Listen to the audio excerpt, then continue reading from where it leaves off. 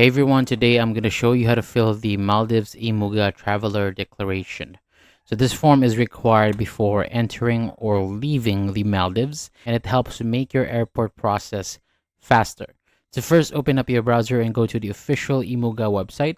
Once you're on the page, choose Traveler Declaration, then select either arrival or departure depending on your trip. Next, enter your personal details like your name, passport information, and nationality. Make sure everything matches your passport, and after that, fill in your travel details such as your flight number, travel dates, and where you'll be staying. You'll also need to upload a photo, so just follow the instructions on the screen. Once everything is filled out, review your details carefully and submit the form.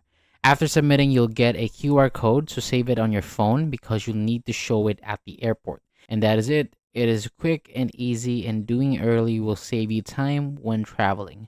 Thank you so much for watching. For more videos like this, hit the subscribe button below, and I'll see you on the next video.